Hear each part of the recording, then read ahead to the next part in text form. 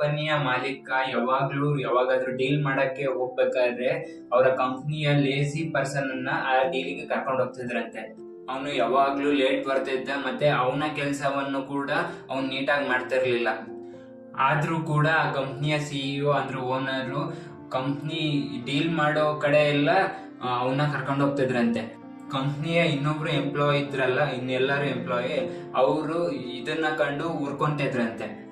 ಯಾಕಂದ್ರೆ ಇವರೆಲ್ಲರೂ ಅವನಕ್ಕಿಂತ 100 ಪಟ್ಟು ಚೆನ್ನಾಗಿ ಕೆಲಸ ಮಾಡ್ತಿದ್ರು. ಆದ್ರೂ ಕೂಡ ಇವ್ರನ್ನೆಲ್ಲ ಡೀಲ್ ಮಾಡೋದಕ್ಕೆ ಕರ್ಕೊಂಡು ಹೋಗ್ತಿರ್ಲಿಲ್ಲ. ಇದೇ ತರ ಒಂದು ಡೀಲ್ ಮಾಡ್ಬೇಕಾದ್ರೆ ಕಂಪ್ನಿಯ ಮ್ಯಾನೇಜರ್ ಆ ಓನರ್ಗೆ ಕೇಳ್ತಾರೆ, ನೀವು ಎಲ್ಲಾ ಡೀಲಿಗೂ ಈ ವ್ಯಕ್ತಿಯನ್ನ ಯಾಕೆ ಕರ್ಕೊಂಡ್ ಬರ್ತೀರಾ ಅಂತ. ಮತ್ತೆ ಇವತ್ತಿಂದ ನೀವು ಎಲ್ಲಾ ಡೀಲಿಗೂ ನಮ್ಮನ್ನ ಕರ್ಕೊಂಡ್ ಬನ್ನಿ, ನಾವು ಈ ಕಂಪ್ನಿಯಲ್ಲಿ 40 ವರ್ಷದಿಂದ ಕೆಲಸ ಮಾಡ್ತಿದೀವಿ ಅಂತ ಹೇಳ್ತಾನೆ.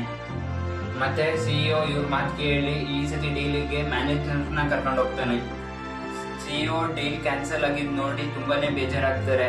ಆವಾಗ ಅಲ್ಲಿನ ಎಂಪ್ಲಾಯೀಸ್ ಎಲ್ಲರೂ ಓಡೋಗಿ ಸಿಇಒನ ಕೇಳ್ತಾರೆ, ನೀವು ಎಲ್ಲಾ ಡೀಲಿಗೂ ಆ ವ್ಯಕ್ತಿಯನ್ನ ಯಾಕೆ ಕರ್ಕೊಂಡು ಹೋಗ್ತೀರಾ ಅಂತ.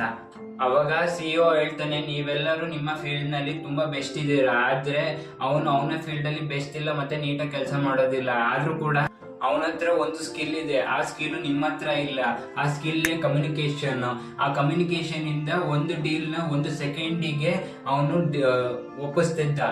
ಸೊ ಎಲ್ಲದಕ್ಕಿಂತ ಮುಂಚೆ ನೀವು ಬಿಸ್ನೆಸ್ ಮಾಡಬೇಕು ಅಥವಾ ಯಾವುದೇ ಫೀಲ್ಡ್ ಅಲ್ಲಿ ಅಚೀವ್ ಮಾಡಬೇಕು ಅಂದ್ರೆ ಕಮ್ಯುನಿಕೇಶನ್ ಇಸ್ ಮಸ್ಟ್. ನೀವು ಕಮ್ಯುನಿಕೇಶನ್ ಸ್ಕಿಲ್ ನ ನೀಟಾಗಿ ಕಲೀರಿ.